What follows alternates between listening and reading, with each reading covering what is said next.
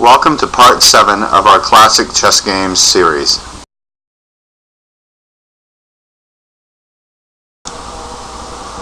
Paul Charles Morphy was born in New Orleans, Louisiana on June 22, 1837. He died on July 10, 1884. His father was Alonzo Michael Morphy, a lawyer, served as a Louisiana state legislator, Attorney General, and on the Supreme Court Justice. His uncle, Ernest Morphy,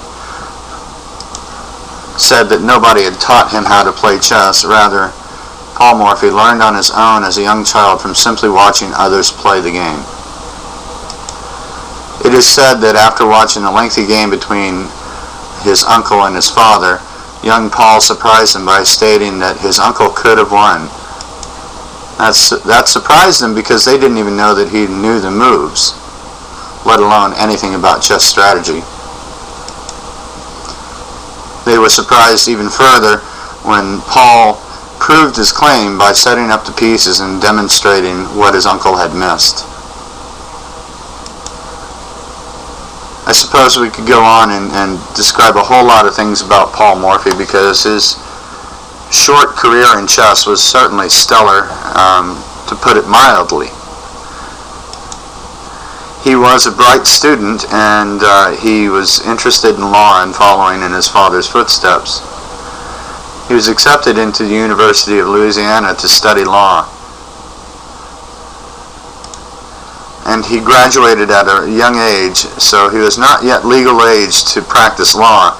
So Morphy found himself with free time, and he received an invitation to participate in the first American Chess Congress, which was held in New York in 1857. He had first declined, but with the urging of his uncle, he eventually decided to play, and he defeated each of his rivals, including the strong German master Louis Paulsen, in the last round. With that win, he was claimed to be the U.S. champion. Shortly after this American Chess Congress, and still having time on his hands before he could practice law, Morphy went to Europe to meet with all the leading players that he could, and he did quite well against them. Seeking out opponents, Morphy crossed the English Channel. He tried to hook up with Staunton, but Staunton in England decided, he tried everything he could to dodge a match with him, because Staunton just didn't want to get beat up by this young man. So he traveled the Channel to France, and he went to the Café de la Régence in Paris, and that was the big center of chess in France, and he played a match against Daniel Harwitz, and he soundly put him down. Morphy beat him pretty easily. In Paris, Morphy suffered a bout with intestinal influenza, and according to the practice of the time, he was treated with leeches. This resulted in a lot of blood loss. Although he was too weak to stand up unaided, Morphy insisted on going ahead with a match against the visiting German master Adolf Anderssen, considered by many to be Europe's strongest player. Despite his illness, Morphy triumphed easily, winning 7, losing 2 with 2 drawn. Anderssen claimed that he was out of practice, but he also admitted that Morphy in any event was a stronger player, and he had been fairly beaten. Also, while he was in England and France, Morphy gave a number of simultaneous exhibitions, including blindfold chess, where he defeated 8 players at one time. And he also played the very well-known game.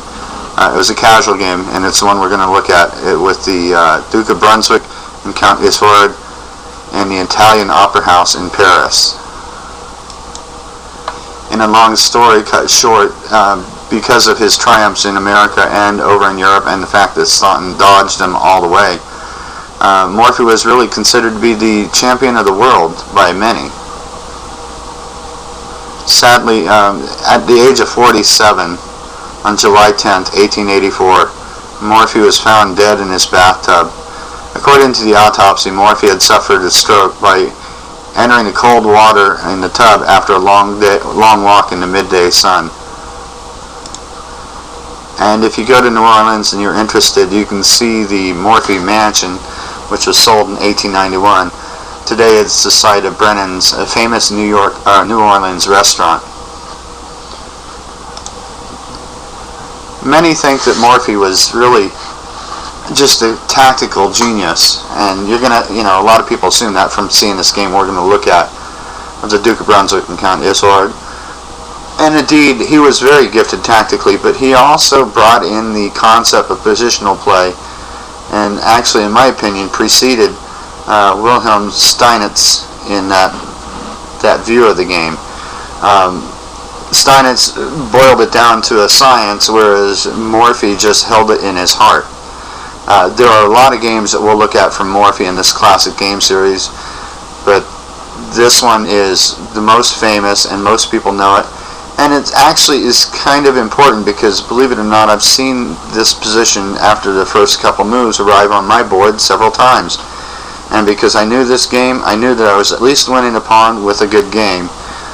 And you shouldn't put off, just looking at these old games that you've seen over and over again as saying, same old thing. I think there's always something new to be gained from them. I remember the first time I saw this game, I thought it was pretty cool, and then I started digging into it a few years after that, and I go, oh yeah, well there's this too.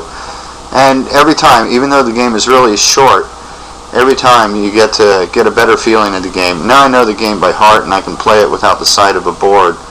I can even go through the variations that are possible without seeing the board. So it's good for exercising your memory on the game and to have another chunk of information to draw on when you're playing your own games. Okay, so I think we can move on to the game now. This is one of my favorite classic chess games. This is Paul Morphy playing Duke of Brunswick and Count Isouard at the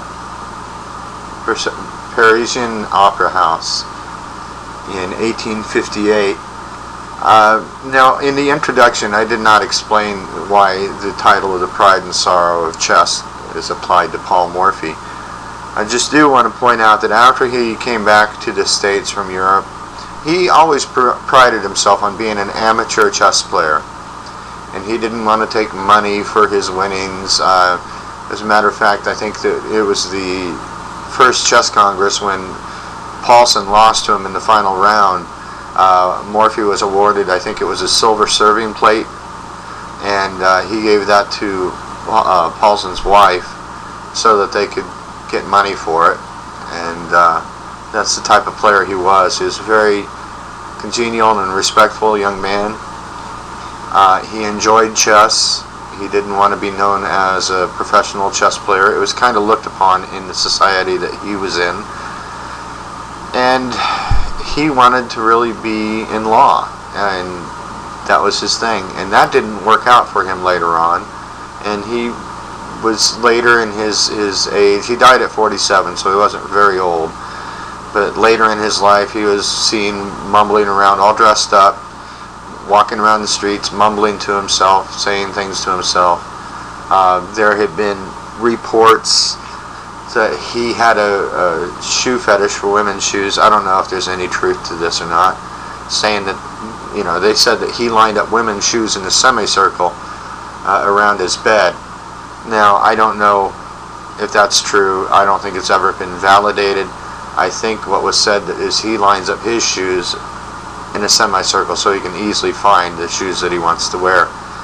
Be that as it is, he was a great chess player, and it's interesting to know about the history of the players, but for the old-time players, this 1850s, separating the wheat from chaff in these things is not an easy thing to do.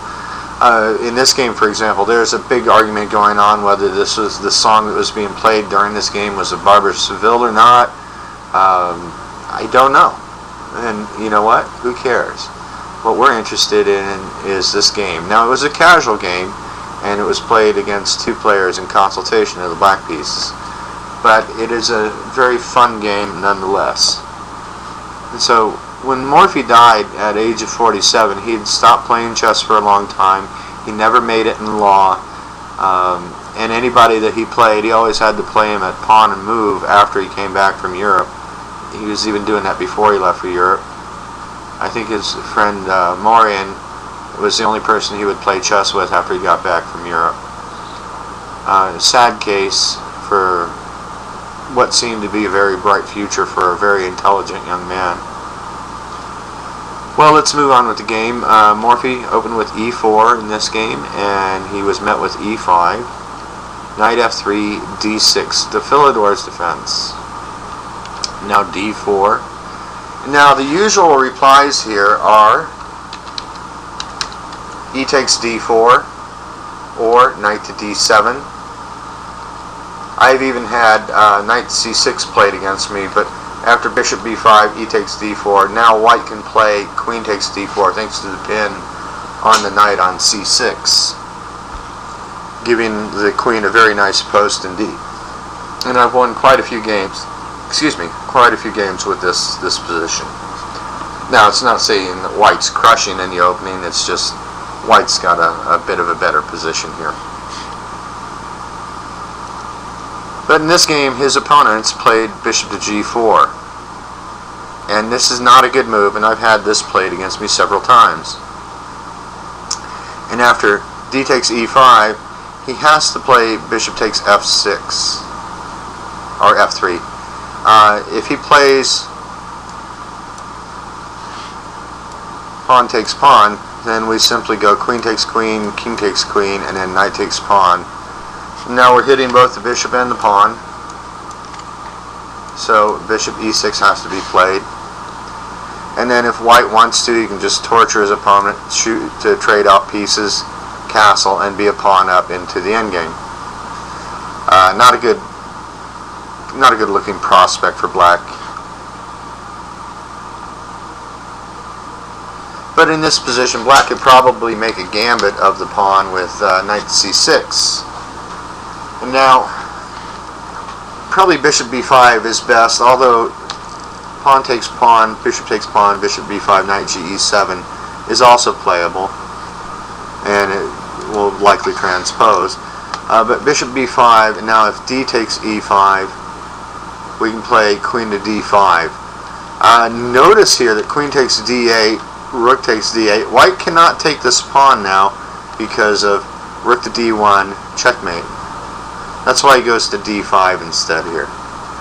And after queen takes queen, pawn takes queen, bishop takes knight, pawn takes bishop, and now a6, pawn takes knight, pawn takes bishop, c takes b7, rook to b8. In this position I had played a game, and I played a4 here. It was a 15-minute game, and I got a solid edge and went on to win. I think the white has a decent but small advantage here, and that's due to the mobility of the queenside pawns. I think that if he doesn't get the queenside pawns rolling quick, then his own weaknesses on the king side may very well offset any advantage that he has. So if he can get these pawns rolling up the board quickly and use this rook on the open file for some activity, I believe white has the edge here. But Morphy's opponents played bishop takes f3, and then queen takes f3, d takes e5. Well, this manages to maintain the material balance until bishop to c4. Now, I've had this position on the board many times, and probably the best here is queen f6. And I've never had anybody play this one against me, but queen to b3 is hitting the pawn on b7, and after b6, I think white just castles, and I think white's got a comfortable game. Black's going to have a bit of difficulty developing. For one, his queen side's weak without that light squared bishop. For two, this knight would love to come to this square, but the queen's sitting on it. So, in the meantime, white's going to have a quick and simple development and bring the rooks to the center. So white's going to have a much easier time of getting pieces developed. What I've most often seen and what was played in the game here is knight f6. And now after queen to b3, I have had this position on my board no less than 5 times in my life. Yeah, and most of them, I've never had it in a serious tournament game, but I've had it in 15-minute games and 5-minute games. Thanks to having seen this game and knowing about it, I've won all 5 of them. As a matter of fact, I had one resign just right at this point. He just says, "Oh, we're playing that Morphy count game, aren't we?" I said, "Yeah." So he thought it was more desperate than it was, and he resigned. Queen to e7 is the best shot here, and that's what was played in the game. Now, I've played the game continuation, which was knight c3. That's what Morphy played. But I've also played bishop takes f7, queen takes f7, queen takes b7, knight takes e4. The idea is after queen takes knight to play c6 and shore things up. And I responded with f3, kicking the knight out, knight f6, and now I took the rook. And I got an easy win out of this game. I have also played the straightaway queen takes b7. And that works out alright because black wants to trade the queens to keep from losing any more material. So he checks on b4, and after queen takes, bishop takes c3. White's a pawn up, and black has weakened queenside pawns, and white also has the bishop pair. And I was able to win that fairly easily. Knight c3 was played in this game, and now c6 was played. Now it's a logical idea. The queen now guards the b7 pawn, and the c pawn guards the d5 and b5 squares. So it looks like a pretty good defensive move. Note that queen to b4 check, or it's not check, but it's the attempt to trade off queens, runs afoul of the move bishop takes f7 check. And now king d8 and queen e6. White's up a pawn, black can't castle. White will probably play, you know, maybe even sack his b pawn and play something like bishop to here, threatening this, and if possible castle queenside, or at least bring the rook over to add to the pressure of the king in the center. So that's not very good for black, and he doesn't want to play queen to b4 in this position. He did play c6, which is the best move. And now bishop g5, and all the computers that I ran on this position over the years have all said b5 is a way to play, and it really is. It's unfortunate that, and sadly, Fritz gets this one wrong. I think it was Fritz 8 I was using at the time. It gets this one wrong. It says that this is equal after b5. It's not equal. White's clearly better here. Now knight takes b5 was played, and that is the correct move, and c takes b5. There is a possibility of queen to b4 check, but this is still favoring white after queen takes b4, bishop takes b4, c3, and now there's not much of a choice for black. He can play bishop takes c3, knight takes c3. Whoops, sorry. Knight takes c3, and white's up a piece, just a clear piece. And if pawn takes knight, then bishop takes pawn is with check, king to e7 and c takes b4. At least white's not up a whole piece, he's up 2 pawns, but he does have the bishop pair, and it's a rather easy win in my opinion from this point. Material is going to get traded off, you're going to get into a purely rook endgame, and in this kind of rook endgame, this pawn mass over here is lethal. C takes b5 was played in the game, and now bishop takes b5 and knight bd7. So just look at all these pins going on here. This knight's pinned to the king, this knight's pinned to the queen. It would be really cool if black could break this and play the queen. Well, let's give it a null move.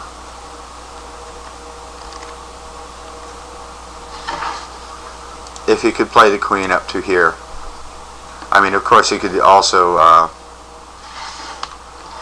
in this position, he could also give a check in this position. but that's not the point of it. I just want to point out the defense. If he could get queen to e6, he breaks the pin on this knight at least, and gives himself some chance of maybe playing this bishop here, and then to get out of town with castling kingside. But it's white's move here, and he plays castles queenside.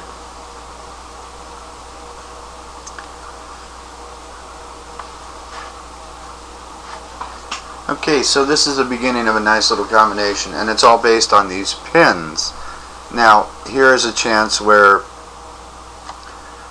maybe black could have done something a little different. After white castled queenside, he had the possibility of playing queen e6. Let's see how that works out. I think white should go ahead and make this trade right away, because it's going to cripple the pawns. He can't take with the queen.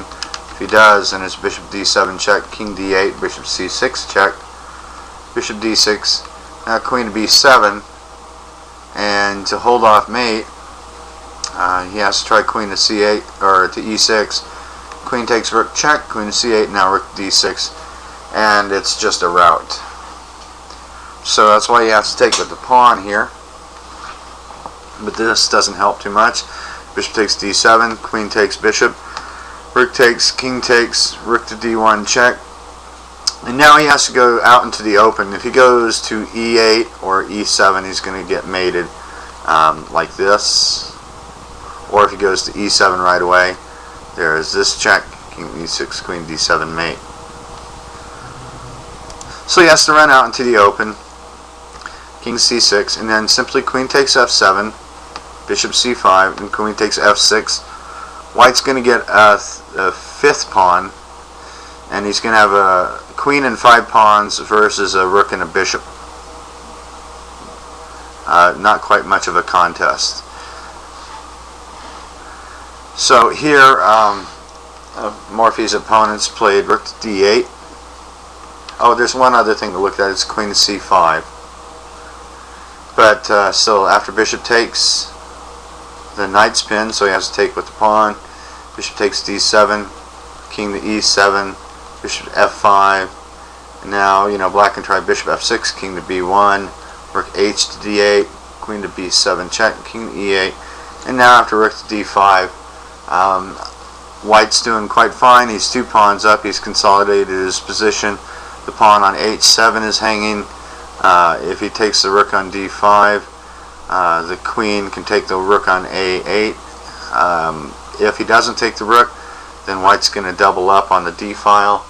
It's looking pretty grim for black, and he's 2 pawns down to boot. So that's why in this position, rook to d8 was played. And now I'll give the viewer a moment to pause the video and try and find the combination here that wins the game. Go ahead and pause the video and take a look and see if you can find it. It's a few moves deep, and it's quite exciting, but it's very informative. Okay, if you pause the video, the combination starts with the simple rook takes d7, sack in the exchange.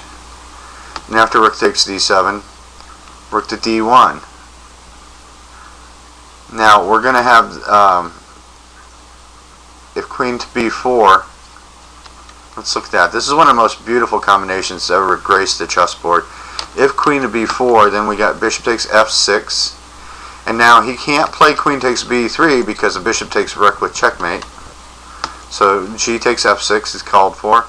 And then bishop takes d7. And now if he goes king to e7, he blocks his bishop defending his queen, and we just take the queen. So king to d8, and now queen takes f7. And white's 3 pawns up, and black's king is terribly exposed. And we could drag this out to a mate. I believe that the mate would not be very far off, or the major win of material like the queen or something. But we're not going to carry that out any further. If you'd like to look at it, look up this game and go over it, because I think every student in chess should know this game. So black here tried to get the queen out of the pin of the knight, so that when the bishop takes the rook, then he can recapture with the knight. So he played queen to e6, and indeed bishop takes rook was played with check. Now knight takes, And one last quiz. Can you find the ultimate winning move here? It's actually mate in 2. And the computers found this in a nanosecond. I've ran it on several engines. As a matter of fact, this game is one of the test games I use for seeing how well computers, engines see tactics. And Deep Junior actually was the closest of all the engines I used. Alright, if you pause the video, then you will probably have found the historic move Queen to B8 check. And this must have come as a bolt to the blue, out of the blue to his opponents. Or maybe not, maybe they were watching the opera and couldn't care less.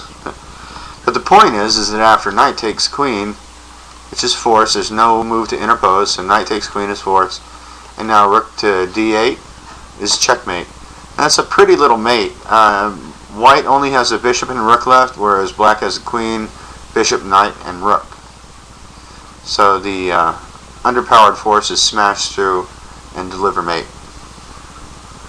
Okay, so that wraps up this game of Morphy versus Duke of Brunswick and Count Isouard, Paris, 1958. See you next time.